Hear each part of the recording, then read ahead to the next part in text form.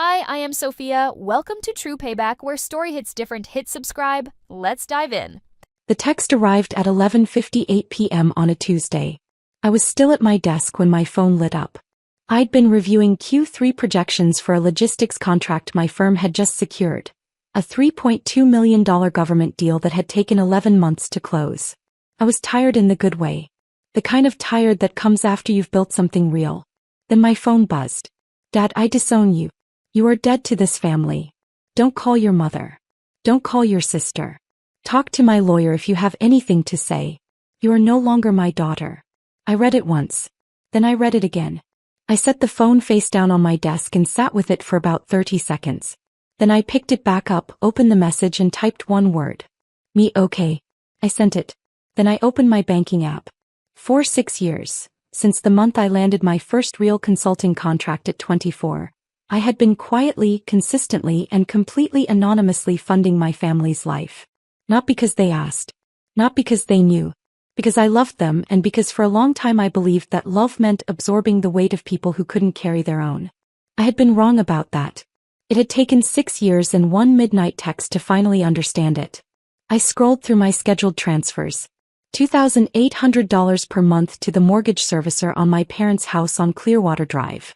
$487 to the utility company. $612 to the auto loan on my mother's Lexus. $1,100 per month directly to Westfield University, where my younger sister Danielle was completing her junior year in communications.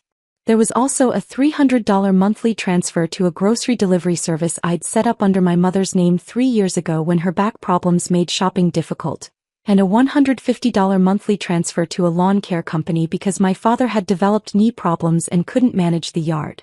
All of it. Every line item. Scheduled, automatic, invisible. I canceled every single one. Then I closed the app, turned off my desk lamp and went to bed. I slept better than I had in months. To understand what that midnight text meant, you have to understand what the 6 years before it looked like. I grew up in a household where success was something that happened to other people's children.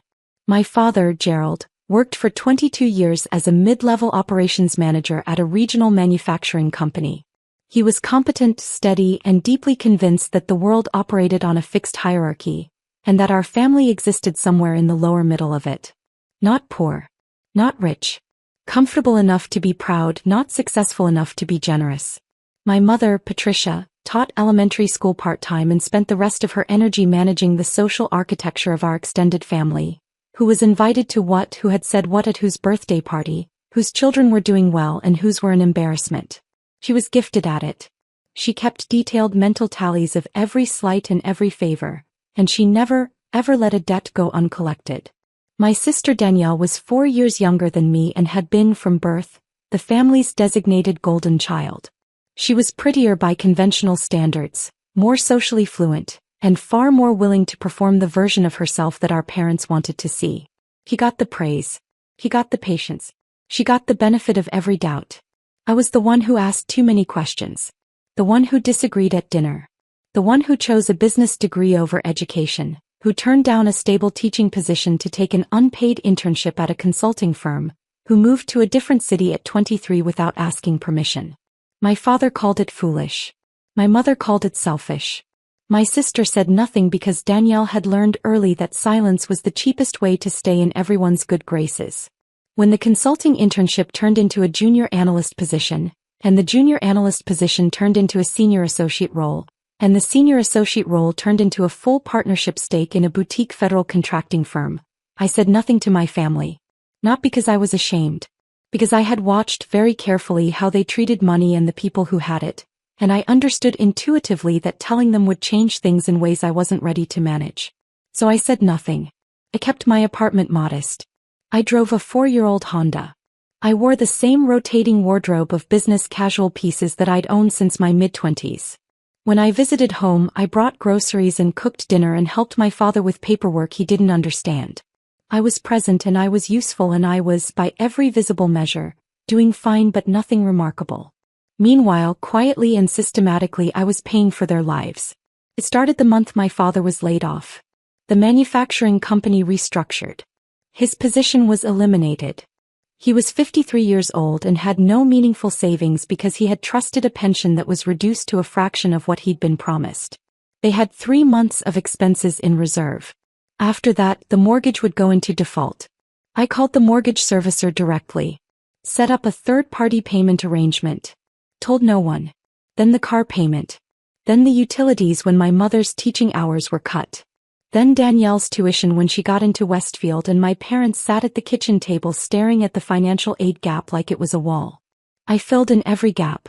Anonymously, systematically, without a single word. I told myself I was protecting them. That I was giving them stability while my father rebuilt, while my mother's hours recovered, while Danielle finished school and launched her own life. I told myself it was temporary. 6 years is not temporary. 6 years is a choice. And somewhere in the middle of it, the choice had calcified into an expectation. On their part, even though they didn't know I was the source. They had simply come to believe that things worked out. That gaps closed. That the mortgage always got paid and the lights always stayed on and Danielle's tuition always cleared somehow. And because I had given them no reason to look for an explanation, they had filled the void with the only logic available to them. They believed they were managing fine on their own.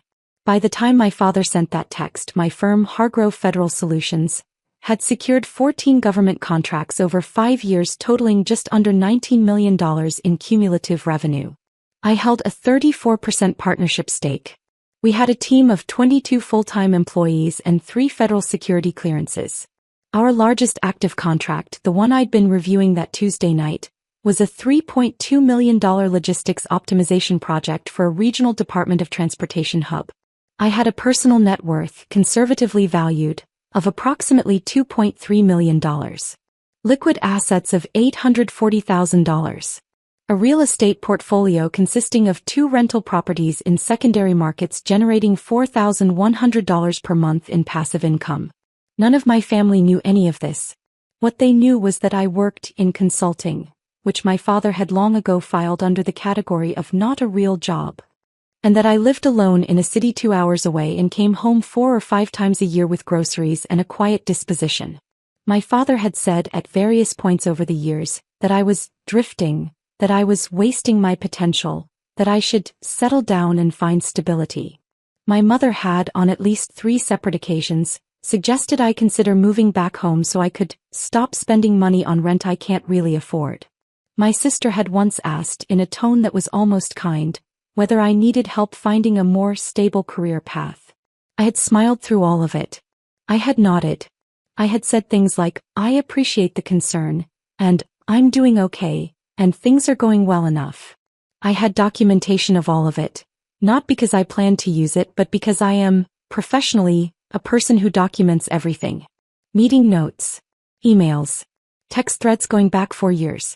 A private folder on my encrypted hard drive labeled simply, Family. I had not opened that folder with any intention of using it. Until the text. The fight that produced my father's midnight text had started 3 days earlier on a Saturday at my parents' house. I had driven up for what I believed was a routine weekend visit. My mother had called and said she wanted everyone together before Danielle's semester got too busy. I brought food. I arrived at noon. By 2 p.m., I understood the real purpose of the gathering. Danielle had applied for a study abroad program. Semester in London. The cost, above and beyond her standard tuition, was $14,000. Financial aid covered none of it. My parents had decided, apparently in a family meeting I had not been invited to, that I should contribute. My father presented this not as a request. He presented it as a conclusion that had already been reached. "We need you to cover the London semester," he said at the kitchen table, with my mother seated beside him and Danielle looking carefully at her phone. "It's $14,000. You can manage that." I looked at him. "I wasn't consulted about this decision." "We're consulting you now. You're informing me now," I said. "That's different." My mother's expression shifted. "This is your sister's future. She has an opportunity." "I understand that," I said. "I'm asking why the assumption is that I'm the one who covers it." What followed was 2 hours that I will not detail entirely because the specifics are less important than the pattern. The pattern was this. My family believed I owed them. Not because they knew what I had given, they didn't. but because I was the one who had left, who had built something separate, who had declined to need them in the visible ways they could catalog and reward. My independence in their accounting was selfishness. My self-sufficiency was a debt I owed them for the privilege of having built it. At some point my father said, "You've never sacrificed a single thing for this family. Not one thing." I thought about $2,800 per month for 6 years. I thought about $1,100 per month to Westfield University. I thought about the total, which my own accounting spreadsheet had calculated at $347,200 over 72 months. I said, "I hear you, Dad." And I drove home. 3 days later came the midnight text. I did not act impulsively. I want to be clear about that. After I canceled the transfers and went to sleep, I spent the following day doing two things: working and preparing. I called Marcus Webb, my firm's outside counsel, who had also handled 2 personal legal matters for me over the years. I explained the situation in broad terms. He advised me on my documentation, confirmed that all payments had been made voluntarily with no legal obligation, and prepared a single letter, not a threat, just a factual summary, that I could produce if needed. I called my accountant, David Osei, and asked him to pull the complete transfer history going back to the first payment in January of year 1. He compiled a clean summary document. Every transfer, every amount, every date, every recipient account. Total, $347,200. Organized by category. Mortgage, $201,600. Utilities, $35,064. Auto loan, $44,064. Tuition, $52,800. Supplementary household expenses, $13,672. I printed 2 copies and placed them in a manila folder. I also pulled the credit report I had ordered 18 months earlier, when I noticed an unfamiliar account appearing on my profile. I had not acted on it at the time because the amount was manageable and I had not wanted conflict. The report showed a credit card opened in my name in 2021. I had never applied for it. The account carried a balance of $11,400. I knew from the billing address on file exactly who had opened it. I added the credit report to the folder. Then I waited. I did not have to wait long. 41 hours after I canceled the transfers, my mother called. I let it go to voicemail. She called again. I let that go too. On the third call, 11 minutes after the second, I answered. "Hello, Mom." The mortgage company called. Her voice was high and strained in a way I had never heard before. They said the payment didn't process. They said the account it was coming from was canceled. I said nothing. "There must be some mistake," she said. "Can you look into it?" "There's no mistake," I said. Silence. "What does that mean?" "It means I canceled the transfers," I said. "All of them. The mortgage, the utilities, the car payment, Danielle's tuition. Everything." The silence on the other end lasted 4 full seconds. Then, "What are you talking about? Those payments come from..." She stopped. I could hear her processing it. The realization arriving in stages like water finding its level. "That was you. That's been, for how long?" 6 years, I said. "January of the year Dad was laid off." Another silence. Longer. "Why didn't you say anything?" "Because I was taking care of you," I said. "The same way I've always taken care of you." Quietly. Without being asked. Without acknowledgement. Without once being considered when decisions were made about what I owed this family. "That's not fair." "Dad texted me that I was dead to this family," I said. "At midnight. After telling me I've never sacrificed anything for you." I canceled the transfers 40 minutes later. I heard her breath catch. "I need you to come home," she said. "We need to talk about this in person." "I'll come," I said. "But I'm bringing some paperwork." I arrived on Saturday morning. I had called ahead and asked that my father and Danielle both be present. My mother had agreed, her voice careful and controlled in the way it got when she was managing a situation she didn't yet understand. My father was in the living room when I arrived. He looked like a man who had spent 2 days beginning to understand that the ground beneath him was not what he thought it was. He did not speak when I came in. He nodded once. Danielle was on the couch. She looked at me with an expression I hadn't seen from her before. Something between guilt and calculation, trying to figure out which posture served her best. I sat down. I placed the manila folder on the coffee table. I did not open it yet. Before anyone says anything, I said, I want Dad to tell me out loud what he meant when he said I've never sacrificed anything for this family. My father's jaw tightened. I was angry. I know. Tell me what you meant. I meant, he stopped. I meant that you've always done things your own way. You left. You built your own life and you never looked back. I looked back every month for 6 years, I said. I opened the folder and placed the first document on the table. The transfer summary. Clean columns. Dates, amounts, recipients.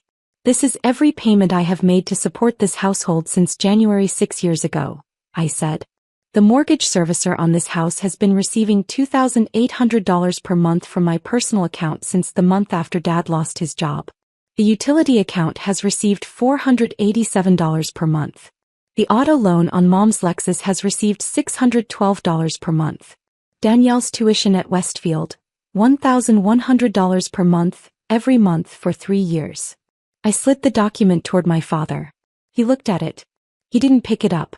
The total, I said, is $347,200. Over 72 months. My mother made a sound that wasn't quite a word. I didn't tell you, I said, because I didn't want it to change things. I didn't want you to feel indebted and I didn't want it to become leverage. I wanted it to just be what it was, me taking care of the people I love. I paused. But Dad told me I've never sacrificed for this family. And I've decided I'm done letting that stand. My father was still looking at the document. His face had gone through several expressions in the past 90 seconds and had landed somewhere that looked like a man standing at the edge of something very high. There's a second document, I said. I placed the credit report on the table. 18 months ago, I found an account on my credit report that I didn't open. A credit card opened in my name with a billing address registered to this house. I looked at my mother. Not accusatory. Just steady. The balance is $11,400. I have the application records, which were pulled using my social security number and my date of birth. The room was completely silent. My mother's hands were folded in her lap very tightly. I'm not filing a report, I said. I want to be clear about that. I'm not here to hurt anyone. But I need this family to understand the full picture of what the last 6 years have actually looked like. Because the version where I'm the selfish one who's never contributed is not the one I'm willing to accept anymore. Danielle spoke for the first time. I didn't know, she said. About the tuition. I didn't know it was you. I know you didn't, I said. My father finally picked up the transfer document. He held it in both hands and looked at it for a long time. I watched something move across his face, not just shock but something older and heavier. The slow, private collapse of a narrative he had built and lived inside for years. Gerald. My mother said his name very quietly. He didn't respond. Dad, I said. I don't need an apology right now. I need you to understand that when you sent that text, you were disowning someone who had been quietly holding your life together for 6 years. And I need you to understand that I heard you. I took you at your word. And I acted accordingly. He set the document down. He put his face in his hands. The room stayed quiet for a long time. The transfers are cancelled, I said. All of them. I'll give the family 60 days, which is more notice than I received when I was disowned at midnight, to make other arrangements. The mortgage servicer will expect payment by the 15th. I'd recommend calling them Monday morning to discuss options. I closed the folder. I stood up. I love all of you, I said. That has not changed and it won't. But I will not continue to fund a household that considers me dead to it. And I will not keep being the person who gives everything quietly while being told in front of the family that I've never given a thing. I picked up my folder. I'll see myself out. I drove back to the city that afternoon. By the time I got home I had 4 missed calls. 1 from my mother, 2 from Danielle, and 1 from a number I didn't recognize that turned out when I looked it up to be my father's attorney. I returned none of them that day. The following Monday, the mortgage company called my parents to discuss the missed payment and the cancellation of the automatic transfer. My mother called me immediately after. The bank says they can give us 30 days before they report to credit bureaus, she said. Her voice was different now. Quieter. More careful. We don't have $2,800. I know, I said gently. You'll need to look at your options. A refinance might lower the payment. Dad could speak to the servicer about a temporary forbearance while he finds new income. You're not going to help? Mom, I said, I've been helping for 6 years without a single acknowledgement. I'm not walking away from this family. But I'm also not going to be the invisible infrastructure of a household where I don't exist. She was quiet for a long moment. Your father wants to call you, she said finally. He has my number. He called that Wednesday evening. We spoke for 40 minutes. It was not an easy conversation and I won't pretend it resolved everything. It didn't. But it was the first conversation I could remember where my father spoke to me without the armature of authority he'd always kept between us. He sounded like a man who had been shown a mirror and was still getting used to the reflection. He did not apologize for the text. But near the end of the call, in a voice that was rough and uncharacteristically small, he said, I didn't know what I had. I said, I know, Dad. Meanwhile, practical reality was asserting itself with no interest in anyone's feelings. Danielle called to tell me that Westfield had flagged her account for non-payment on the most recent tuition installment. She asked carefully whether there was any chance I would continue covering it. I told her I would pay the current semester in full. She was 3 months from finishing her junior year and I wasn't going to derail her education to make a point. But I told her clearly that the arrangement ended there. When she returned for senior year, she would need to address funding through financial aid, a campus job, a loan, or a conversation with our parents about what they could now actually contribute. He thanked me. She sounded for the first time in a long time like someone who was understanding something real about the world. The utility company sent a non-payment notice within 10 days of the cancelled transfer. My mother called the grocery delivery service and discovered it had been in my name. She called me not to ask me to continue it, but to say quietly that she hadn't known. That she'd assumed it was some kind of promotional account she'd won. I told her it was fine. I suggested she switch to a local delivery app that offered senior discounts. My father began for the first time in 3 years actively looking for work. Not the passive, dispirited job search adjacent behavior he'd drifted through since the layoff, but actual calls, actual applications, a conversation with a former colleague about a part-time operations advisory role. He called to tell me about it. Not to ask for approval, just to tell me. Like he was reporting to someone who might find it worth knowing. I told him I was glad. I meant it. 3 months later, I drove back to Clearwater Drive for the first time since the Saturday with the folder. My mother had made dinner. She had not asked anyone else to bring anything, had not organized it as a strategic gathering with an agenda. She just made dinner and asked if I wanted to come. I came. My father was different in ways that were hard to name precisely. Not transformed, he was still Gerald, still proud, still more comfortable with silence than with words. But something in the architecture of how he held himself had shifted. He looked like a man who was carrying his own weight again, which is different from a man who is pretending to. He'd taken the part-time advisory role. It paid $2,200 a month. It wasn't enough on its own, but it was his, earned and real, and I could see what that meant to him in the way he sat at his own kitchen table. Over dinner he said something I had not expected. I want to pay you back, he said. Not looking at me directly, looking at his plate but saying it clearly. Not all at once. I know I can't. But I want to start. I looked at him for a long moment. You don't have to do that, I said. I know I don't have to. He looked up. I want to. We agreed on a number. Modest, symbolic, more than practical but real. A monthly transfer back to me from him that he set up himself.